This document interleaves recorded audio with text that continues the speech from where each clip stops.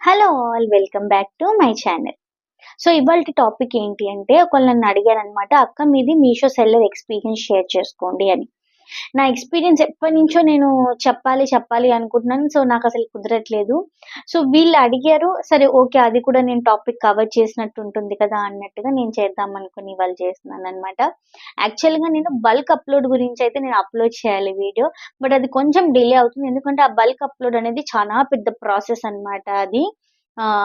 కొంచెం time taken process అది. So ఇంత ఫాస్ట్‌గా చెప్పడానికి కూడా అవ్వదు. అండ్ అది నేను కొంచెం సెర్చ్ చేస్తున్నాననమాట. ఎలా అంటే అది యూజువల్‌గా అయితే సిస్టమ్ ఉన్న వాళ్ళకి మాత్రమే అది చేసుకోవడానికి ఆప్షన్ ఉంటుంది.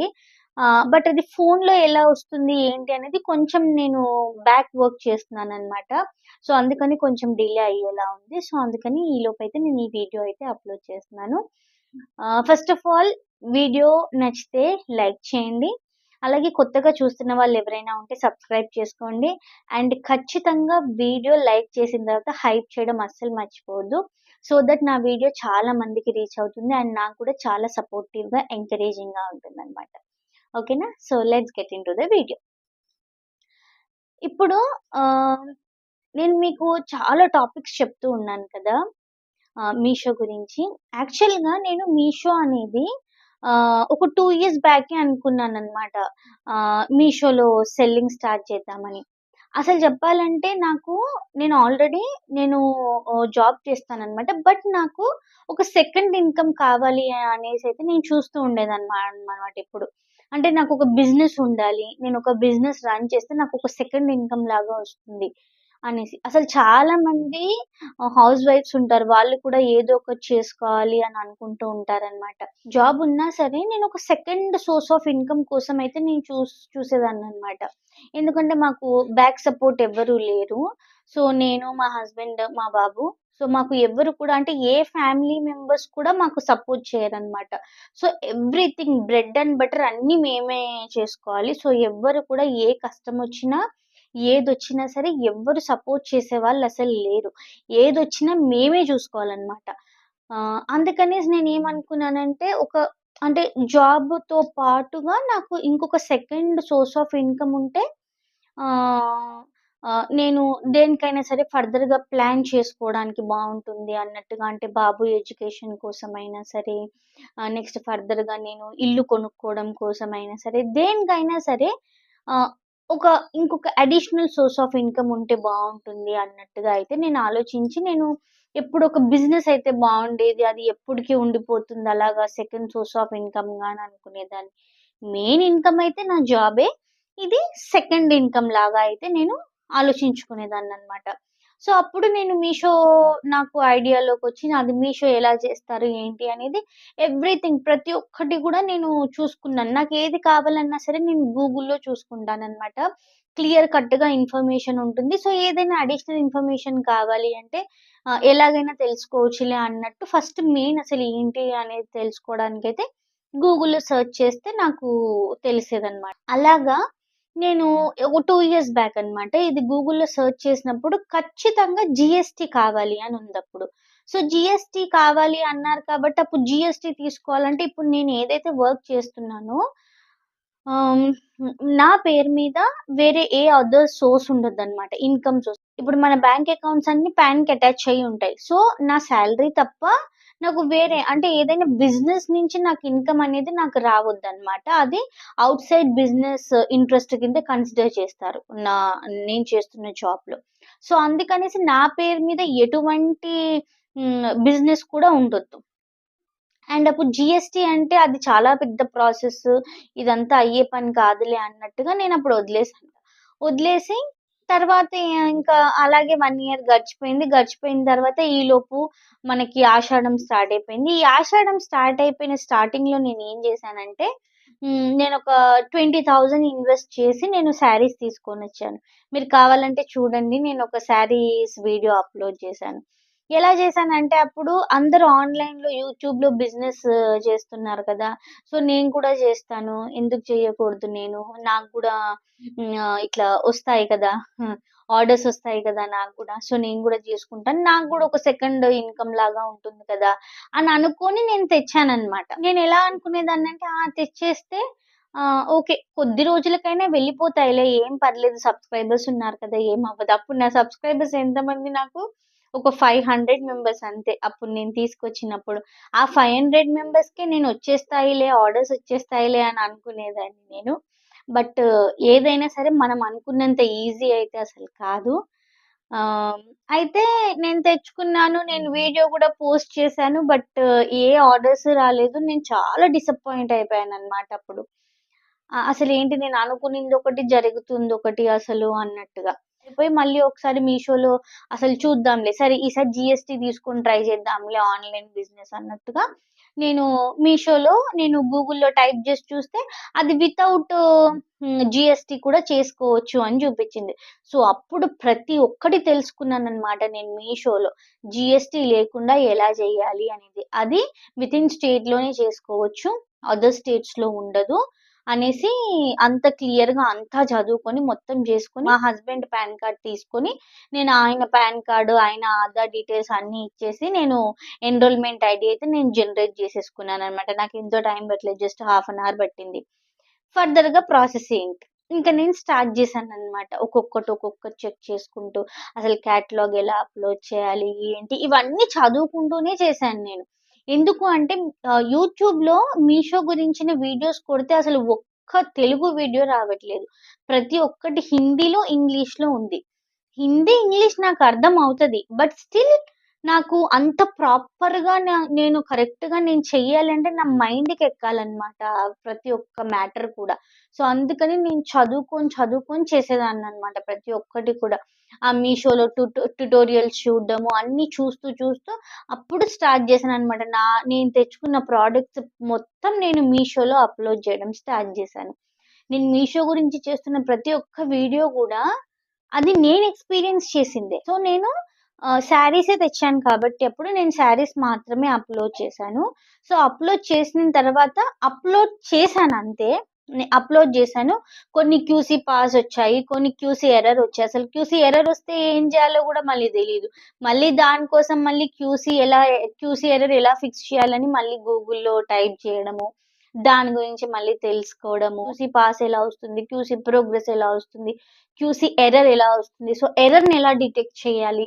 అనేసి మళ్ళీ ఎర్రర్ వచ్చిన దాన్ని మళ్ళీ అప్‌లోడ్ చేసేదాన్ని నేను. మళ్ళీ ఫ్రెష్‌గా అప్‌లోడ్ చేసేదాన్ని. మళ్ళీ డిఫరెంట్ సైట్స్‌లో పిక్స్ తీసి అప్‌లోడ్ చేసేదాన్ని. సో, ఇలా చాలా చేశాననమాట. ఇలా చేసి నాకింకా ఓకే. ఎలా చేస్తే ఎలా అవుతుంది అనేది మొత్తం అర్థమైపోయిందనమాట క్యాటలాగ్ విషయంలో. ప్రైజింగ్ ఎలా ఇవ్వాలి? దానికి సంబంధించిన డీటెయిల్స్ ఎలా అప్‌లోడ్ చేయాలి? డిస్క్రిప్షన్‌లో ఎలా రాయాలి? సో, ఇవన్నీ కూడా నాకు first sorry, second sorry, third sorry upload చేసేటప్పుడు అర్థమైపోయిందనమాట. చాలామంది ఇప్పుడు నన్నడుగుతారు, "అక్క నాకు ఇలా అప్‌లోడ్ చేస్తుంటే షిప్పింగ్ చార్జెస్ ఎక్కువ పడిపోతున్నాయి" అనేసి. అసలు నాకు కూడా ఒక్కొక్కసారి అప్‌లోడ్ చేసేటప్పుడు నాకు 1200, 1300 షిప్పింగ్ చార్జెస్ చూయించేవి. ఏంటి ఇలా చూయించేదని నాకు కూడా అర్థం అవ్వేది కాదసలనమాట అప్పుడు. మళ్ళీ ఏం చేసేదాన్ని అది ఆపేసి మళ్ళీ వేరేది అప్‌లోడ్ చేసేదాన్ని. అప్‌లోడ్ చేసినప్పుడు అప్పుడు నార్మల్‌గా చూయించేదనమాట.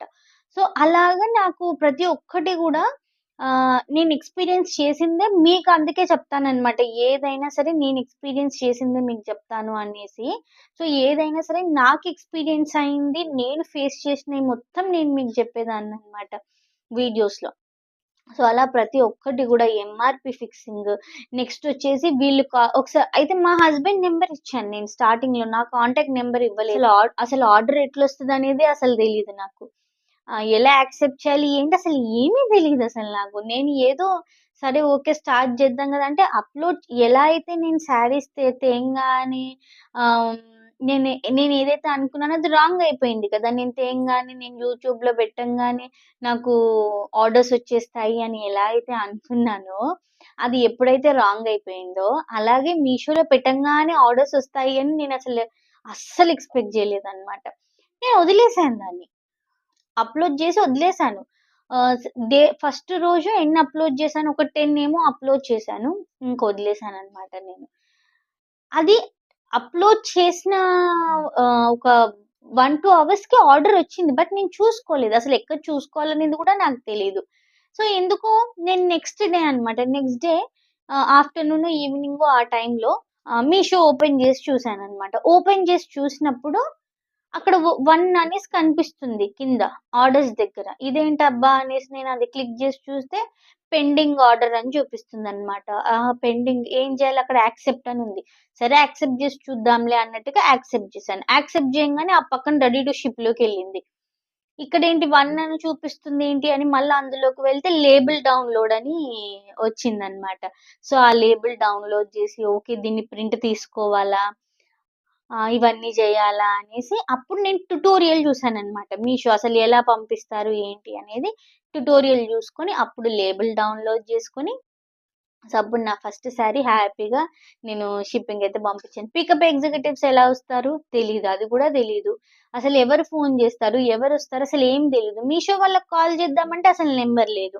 కాల్ మీ అని పెట్టాననమాట. సపోర్ట్ సెక్షన్‌లోకి వెళ్లి. అది గూడా తెలీదు. అన్నీ సెర్చ్ చేస్తున్నానింక. నాకు ఫస్ట్ ఆర్డర్ వచ్చిన తర్వాత ఇంకా ప్రతి ఒక్కటి సెర్చ్ చేయడం మొదలుపెట్టాను. మీషో యాప్ మొత్తం సెర్చ్ చేయడం మొదలుపెట్టాను. అసలు ఎక్కడ ఏముంది? ఏంటి? అనేసి. ఇంకా సపోర్ట్‌లోకి వెళ్ళి టికెట్ రేస్ చేసి కాల్ మీ అని పెడితే మీషో వాళ్ళు కాల్ చేస్తారు. ఎవరికి కాల్ చేస్తారు? మా హస్బెండ్‌కి కాల్ చేస్తారు. నా నంబర్ ఇవ్వలేదప్పుడు. ఆయనకి కాల్ చేసి ఆయనకి హిందీ రాదు. అర్థమవుతది. బట్ ఆయనకి ఇంకా రిటర్న్ మాట్లాడడానికి కొంచెం రాదనమాట. హ్మ్. సో, నేనున్నప్పుడు కాలొస్తేనేమో నేను ఆన్సర్ చేసి మాట్లాడతాను. నేను లేనప్పుడొస్తే ఎలా? అదొక ప్రాబ్లమ్ మళ్ళీ. అలా ఒక 2 వీక్స్ అలా ఎళ్ళిపోయాయన్నమాట. అయితే ఈ మధ్యలో ఏమైంది అంటే, మా హస్బెండ్‌కి మీషో వాళ్ళు కాల్ జేసి, "ఇలా మీకు వ్యూస్ చాలా వస్తున్నాయి. కానీ కొంచెం ప్రైస్ ఎక్కువ ఉండడం వల్ల మీకు ఆర్డర్స్ సరిగ్గా రావట్లేదు. సో, మీరు ఆహ్, ఇలా డిస్కౌంట్ ఇస్తే మీకు మంచిగా ఆర్డర్స్ వస్తాయి" అని చెప్పారు. ఈయనకి ఏ తెలియక మా వైఫ్ వస్తుందనో ఏదో ఒకటి చెప్పబోయి అయినా సరే ఓకే అనేసారో, ఏదనేసారో తెలీదు.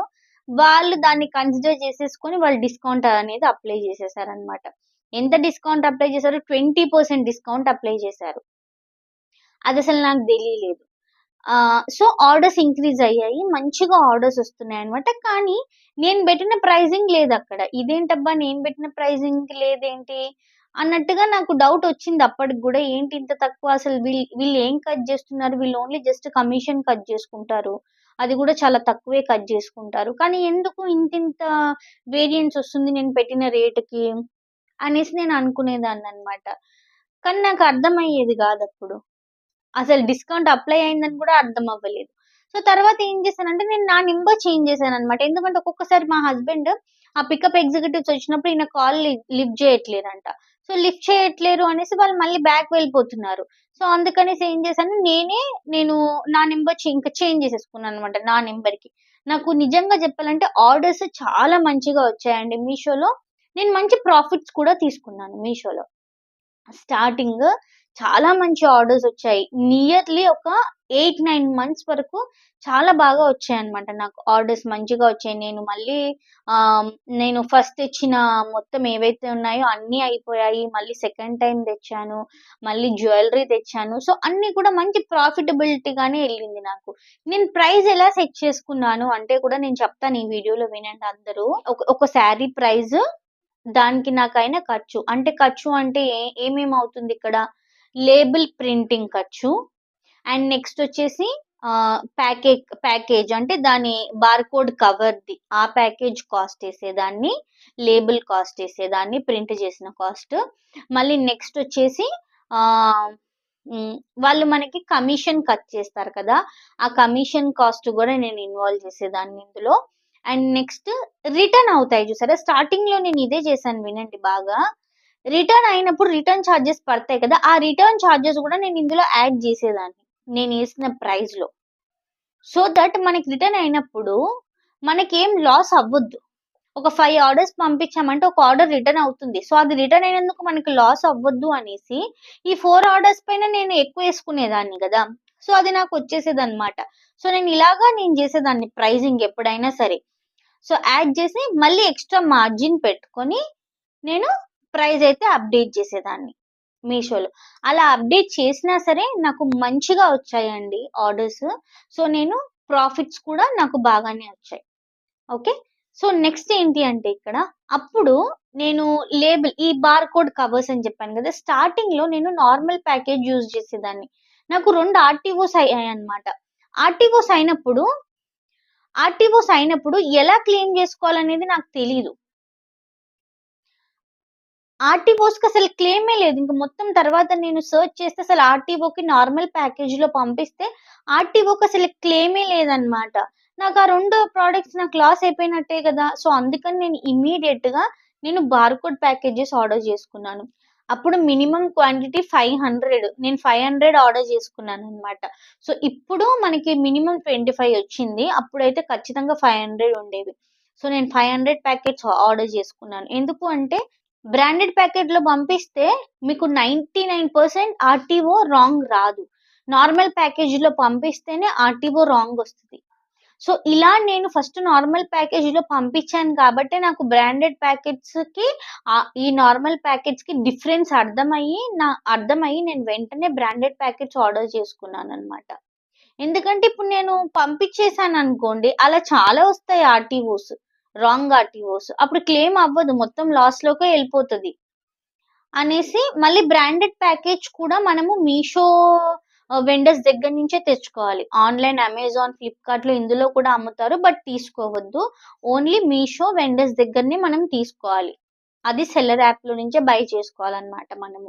సో, రాంగ్ బార్‌కోడ్ ప్యాకెట్ వస్తే గాని నాకు అర్థం అవ్వలేదన్నమాట. మీషో బ్రాండెడ్ కవర్ ఎందుకు యూజ్ చేయాలి అనేసి. అంటే నేనొక పట్టు శారీ పంపించాను. ఆ పట్టు శారీకి ఒక 100, 150 రూపీస్ వర్త్ ఆఫ్ శారీ నాకు రిటర్న్ పంపించారన్నమాట. నా పట్టు శారీ తీసేసుకొని. ఆ పట్టు శారీ దాని ఎగ్జాక్ట్ కాస్ట్ వచ్చేసి సమ్ 800 చేంజ్. నేను దాన్ని 1500కి పెట్టాను. సో, తీసేసుకున్నారు. నాకు రాంగ్ పంపించేసారన్నమాట. అయితే దీనికంటే ముందు నాకు ఆర్‌టీఓస్ వచ్చాయి. ఆర్‌టీఓస్ క్లెయిమ్ అవ్వలేదు నాకు. Normal package. నేను ఇది గూడా ఈ పట్టు సారీ గూడా నార్మల్ ప్యాకేజ్‌లోనే పంపించాను. ఇప్పుడు ఇది గూడా క్లెయిమ్ అవుతదా లేదా తెలీదు నాకు. సపోర్ట్ సెక్షన్‌లోకి వెళ్లి చెక్ చేస్తే నార్మల్ ప్యాకేజ్ అయినా సరే రాంగ్ రిటర్న్‌కి తీసుకుంటుంది అనేసి తెలుసుకొని, సో, అప్పుడు నేను రాంగ్ రిటర్న్‌కి క్లెయిమ్ చేశానన్నమాట. ఇలా రాంగ్ వచ్చింది అనేసి. క్లెయిమ్ చేస్తే వాళ్ళు నాకు 1500కి 1500 రూపీస్ వేసేసారు. అప్పటి వరకు నేను భయపడుతూ ఉండేదాన్నన్నమాట. అమ్మో! రాంగ్ రిటర్న్‌ని అవుతదో, అవ్వదో, అమ్మో! ఇది కూడా లాసేనా? అంటే మీషో అంటే మొత్తం లాసేనా? ఇంకసలు ఏం లేదా ప్రాఫిట్ అన్నట్టుగా ఆలోచించుకునేదాన్ని. ఎందుకంటే ఆర్‌టీఓస్ రాంగ్ వస్తున్నాయి. అది లాసే. రాంగ్ కస్టమర్ రిటర్న్స్ వస్తున్నాయి. అది లాసే. అన్నీ లాసేనా? అంటే ఒక సైడ్ నుంచి ప్రాఫిట్ వస్తుంది. ఒక సైడ్ నుంచి లాస్ అయిపోతుంది. ఇంకేముందక్కడ మనము అని అనుకుంటూ ఉండేదాన్ననమాట. ఇది స్టార్టింగ్ స్టేజ్‌లో చెప్తున్నాను నేను. ఆ తర్వాత నుంచయితే ఇంక ప్రతి ఒక్కటి బ్రాండెడ్ కవర్స్‌లోనే పంపిస్తున్నాను. బ్రాండెడ్ కవర్స్ ఎప్పుడైతే స్టార్ట్ చేశానో అప్పటినుంచి ఒక్క ఆర్‌టీఓ రిటర్న్ గూడా నాకు రాంగ్ రాలేదండి నాకు. ఆర్‌టీఓస్ వచ్చాయి. బట్ ఒక్కటి గూడా రాంగ్ రాలేదు. సో, అందుకే నార్మల్ ప్యాకేజ్‌కి, బ్రాండెడ్ ప్యాకేజ్‌కి ఇదే డిఫరెన్స్ అన్నమాట. మనకి రాంగ్ రిటర్న్ అని ఎలా కనిపెట్టాలి అనేది కూడా నా ఎక్స్‌పీరియన్స్‌తోనే నేను తెలుసుకున్నాను. ఎప్పుడైతే కస్టమర్ రిటర్న్ చేసినప్పుడు అక్కడ ఒక రీజన్ మెన్షన్ చేస్తారు. ఏంటి రీజన్ అంటే కంప్లీట్‌లీ రిసీవ్డ్ రాంగ్ ప్రొడక్ట్ అని. అలా వచ్చింది అంటే మనకి ఖచ్చితంగా రాంగ్ ప్రొడక్ట్ వస్తుంది అని అర్థం. ఇది బండ గుర్తు. నేనొక వీడియోలో కూడా చెప్పాను. ఎప్పుడైతే customer completely received wrong product అని మెన్షన్ చేస్తారో, ఆ రీజన్ మనకి అక్కడొస్తుందో, అప్పుడు మనకి 100% కస్టమర్ మనకి రాంగ్ ప్రొడక్టే రిటర్న్ పంపిస్తున్నారు అని అర్థం అన్నమాట. సో, అక్కడే మనం అర్థం చేసేసుకోవచ్చు. సో, అది. సో, అలా అని అందరూ కస్టమర్స్ రిటర్న్ చెయ్యరు అలాగా. చాలా కొంతమందుంటారు. సో, అలాంటి అంటే ఎప్పుడు వాళ్ళకి అలవాటైన మనుషులున్నమాట. అంటే వాళ్ళకి కొనుక్కోవడానికి చేత అవ్వదు. ఇలా తీసుకోవడం చేతనవుతది. అట్లాంటి వాళ్ళే చేస్తారు ఇట్లాంటి పనులన్నీ. మంచి మంచి వాళ్ళు, సంస్కారం ఉన్నవాళ్ళు ఇలాంటి పిచ్చి పిచ్చి పనులు చెయ్యరు. అంటే నేను ఎన్ని క్లెయిమ్స్ పెట్టుకున్నా సరే ప్రతి ఒక్కటి నాకు క్లెయిమ్ అయింది. నాకు ప్రతి ఒక్క రాంగ్ రిటర్న్‌కి గూడా నాకు 100% క్లెయిమ్ అమౌంట్ అయితే వచ్చేసింది. ఒక్క ప్రొడక్ట్‌కి మాత్రమే వాళ్ళు నాకు అంటే అది దాని ప్రొడక్ట్ ప్రైస్ వచ్చేసి ఆహ్, 300 అనుకుంటా. 300 టు అంతే 300 లోపే ఉంది. దాన్ని నేనొక 600 700కో పెట్టాను. But according to market price అని చెప్పేసి వాళ్ళు నాకు 450 రూపీస్ వేశారు దానికి. సో, అదొక్కటి మాత్రమే కొంచెం అమౌంట్ తక్కువొచ్చింది. బట్ మిగతా వాటికి అన్నిటికి మాత్రం నేను ఎంతైతే నేను ప్రైస్ పెట్టానో ఆ ప్రైజే నాకు క్లెయిమింగ్. అన్ని క్లెయిమ్స్ కూడా అప్రూవ్ అయ్యాయి. ఒక్క క్లెయిమ్ కూడా రిజెక్ట్ అవ్వలేదు. నేను కూడా సెల్లర్‌గా జాయిన్ అయినప్పుడు చాలా అప్స్ అండ్ డౌన్స్ చెప్తున్నాను కదా! నాకు ఆర్‌టిఓస్ వచ్చాయి. రాంగ్ ఆర్‌టిఓస్ వచ్చాయి. అవి నాకు లాసే కదా! నేనేం చేశానంటే ఎక్కువ క్వాంటిటీలో తీసుకున్నాను. ఆ నార్మల్ ప్యాకెట్స్ కూడా. నాకవి వేస్ట్ అయిపోయాయి. అక్కడ కూడా నాకు లాసే గదా! నాకు గూడా మీకెలా అయిందో నాకు గూడా అలాగే అయింది. మీరు అడిగే క్వెషన్స్ ఏవైతే ఉంటాయో ప్రతి ఒక్కటి నేను ఫేస్ చేసిందే. నాకు మీషోలో అన్ని ప్రొడక్ట్స్‌కి వాళ్ళు డిస్కౌంట్ అప్లై చేసేసారు. అప్లై చేసేసిన తర్వాత ఇంక నేనేం చేయాలి? సో, అందుకని మళ్ళీ అవన్నీ పాజ్‌లో పెట్టేసి మళ్ళీ కొత్తగా అప్‌లోడ్ చేసేదాన్ని. వీటికైతే దేనికైతే నాకు డిస్కౌంట్ అప్లై అయిందో ఆ ప్రొడక్ట్స్ అన్నీ పాజ్‌లో పెట్టేసేదాన్ని. పెట్టేసి మళ్ళా ఫ్రెష్‌గా అప్‌లోడ్ చేసేదాన్ని. సో, ఇలా చేసేదాన్ననమాట. మీషో గురించి తెలుసుకుందాము అని నేను సెర్చ్ చేసినప్పుడు మాత్రము ఎక్కడా గూడా నాకు తెలుగులో అయితే ఒక్క వీడియో చూయించలేదనమాట. సో, అదే నేను అనుకున్నాననమాట. తెలుగులో చెప్పాలి మీషో కంటెంట్ తెలుగులో చూయించాలి అనేసి అనుకోని చాలా మందికి ఉపయోగపడుతుంది అని నా మీషో వీడియోస్ వల్ల ఎంతమంది సెల్లర్స్‌గా జాయిన్ అయ్యారో నాకు తెలీదు గానీ, ఎవ్వరు జాయిన్ అవ్వాలి అనుకున్నా సరే వీడియోస్ ఉన్నాయి కాబట్టి మీరు తెలుసుకొని మొత్తం చూసైతే జాయిన్ అవ్వండి. ఎందుకంటే నేను ఫేస్ చేశాను. నాకు మీషో గురించి నేను ఏ వీడియోస్ చూడకుండా ప్రతి ఒక్కటి కూడా నేను ఎక్స్‌పీరియన్స్ చేసి అందులో లాసెస్ అయ్యాను. ప్రాఫిట్స్ తీసుకున్నాను. సో, ఇలా అన్నీ చూసుకొని నేను అన్ని అప్స్ అండ్ డౌన్స్ అన్నీ కూడా చూసి ఇంకా చాలా ఉన్నాయి. చాలా పెద్ద వీడియో అయిపోతుంది ఇది చెయ్యాలి అంటే. సో, అందుకని మీకు వీడియోస్ ఇస్తున్నాం కాబట్టి ప్రతి ఒక్కటి కూడా మీరు మొత్తం వీడియోస్ అన్నీ మీషో వీడియోస్ ఎన్నైతే ఉన్నాయో అన్నీ చూసి మీరు తెలుసుకొని మీరు సెల్లర్‌గా జాయిన్ అవ్వండి. ఓకేనా? మీరు ఏదో 1, 2 వీడియోస్ చూసి ఓకే. నేను జాయిన్ అయిపోదాం అనైతే జాయిన్ అవ్వకండి. లేదు మీకు స్టార్టింగ్‌లో నాకేం ప్రాబ్లమ్ లేదు. నేను లాస్ బేర్ చేయగలుగుతాను. నాకేం ప్రాబ్లమ్ లేదు అనుకుంటే సో, ఏమి ప్రాబ్లమ్ లేదనమాట. కానీ నా ఒక్క రిక్వెస్ట్ ఏంటి అంటే నేను ఆల్రెడీ వీడియోస్‌లో ప్రతి ఒక్కటి చెప్పాను. మళ్ళీ అదే నన్ను వాట్సాప్‌లో అడుగుతూ ఉన్నారనమాట. ఏంటంటే నేను చెప్పిన దానికి మళ్ళీ ఇప్పుడు నేను వీడియో చేసి యూజ్ ఏంటి? నేను వీడియో చేసి యూజ్ ఏంటి అనే ఒక థాట్ ఒస్తుంది నాకసలు. నేను వీడియో చేసి ఉపయోగం ఏంటి? వీడియో చూడండి. ఇప్పుడు వీడియో చూసి గూడా మీకు డౌటొస్తుంది. నేను వీడియో చెయ్యంది మీరు నన్ను డౌట్ అడుగుతున్నారు. అంటే అప్పుడు నేనేదన్నా మీకు సమాధానం చెప్పగలుగుతాను. నేను ఆల్రెడీ ప్రతి ఒక్కటి క్లియర్‌గా వీడియోలో ఎక్స్‌ప్లెయిన్ చేసినంక గూడా మళ్ళీ దాని గురించే నన్ను డౌట్ అడుగుతారు. అందుకనేసి ప్రతి ఒక్క వీడియో గూడా చూడండి. అన్ని క్లారిటీగా అర్థం చేసుకోండి. అర్థం చేసుకున్న తర్వాతనే మీరు ఇందులోకైతే సెల్లర్‌గా జాయిన్ అవ్వండి. బట్ ఎవ్వరు జాయిన్ అవుతున్నా సరే అండి, మంచి క్వాలిటీ ప్రొడక్ట్స్ తెచ్చుకోండి. అప్పుడు మీరు ప్రైస్ ఫిక్స్ చేసుకొని పెట్టండి. క్వాలిటీ ప్రొడక్ట్సే తెచ్చుకోండి. ఓకేనా? ఏ ప్రొడక్ట్స్ అయినా సరే క్వాలిటీగా మీరు పెట్టారు అంటే మీకు సెల్లింగ్ బాగా అవుతుందనమాట. మీకు రేటింగ్ ఎక్కువ ఉంది అంటే మాత్రం మీకు ఖచ్చితంగా మంచి సెల్లింగ్స్ ఉంటాయి. ఎందుకంటే ఇప్పుడు నేను కూడా ఒక మీషో బయ్యర్‌గా చెప్తున్నాను. ఇప్పుడు నేను కూడా రేటింగ్ చూసి ఆ ప్రొడక్ట్ పిక్ చూసి నేను కొనుక్కుంటాననమాట. మీషోలో ఏదైనా నేను కొనుక్కోవాలి అంటే. రేటింగ్ బావుంది అంటే ఖచ్చితంగా ప్రొడక్ట్ బావుంది అని అర్థం అనమాట. సో, అందుకనే మీ ప్రొడక్ట్ బావుంటే ఆటోమేటిక్‌గా మీకు మంచి రేటింగ్ వస్తుంది. మంచి రేటింగ్ ఉంది అంటే మీకు సెల్లింగ్ కూడా బావుంటుంది. ఇనీషియల్‌గా లేకపోయినా సరే మీకు వెళ్తూ ఉంటే మీకు మంచిగా మీరు సెల్లింగ్ జేసుకోవచ్చు. అండ్ ఎన్రోల్‌మెంట్ కంటే కూడా మీరు జీఎస్టీ తీసుకుంటే మంచి సెల్లింగ్ జేసుకోవచ్చండి. సో, అందుకని మోస్ట్‌లీ ముందు ఈ ఎన్రోల్‌మెంట్ ఏంటి అంటే జీఎస్టీ తీసుకోలేని వాళ్ళ కోసం అన్నమాట. సో, మోస్ట్‌లీ నేను రికమెండ్ చేస్తాను జీఎస్టీ తీసుకొని చేసుకోండి. ఆ జీఎస్టీ తీసుకొని చేసుకోవడం వల్ల కూడా చాలా ఉంటాయండి అందులో. ఐటీ రిటర్న్స్ ఫైల్ చేసుకోవాలి. ఎవ్రీ మంత్ టాక్స్ పే చేయాలి. మనం తెచ్చే ప్రొడక్ట్స్ చాలా ఉంటాయి అసలు అందులో. అవి చెప్పాలి అంటే అసలు ఒక పెద్ద లాంగ్ వీడియోనే చేయాలి. అది కూడా చేస్తాను. బట్ టైం తీసుకొనైతే చేస్తాను. ఓకేనా? సో, ఇక్కడి వరకైతే నేను నా ఎక్స్‌పీరియన్స్ చెప్పాను. ఇంకా చాలా ఉంది. చెప్పాను కదా! చాలా పెద్ద లాంగ్ వీడియో అయిపోతది. ఆల్రెడీ ఇప్పటికే చాలా అయింది. సో, వీడియో నచ్చితే చెప్పాను కదా! ఖచ్చితంగా లైక్ చేసి హైప్ చేయడం మాత్రం అసలు మర్చిపోవద్దు. Thank you for watching.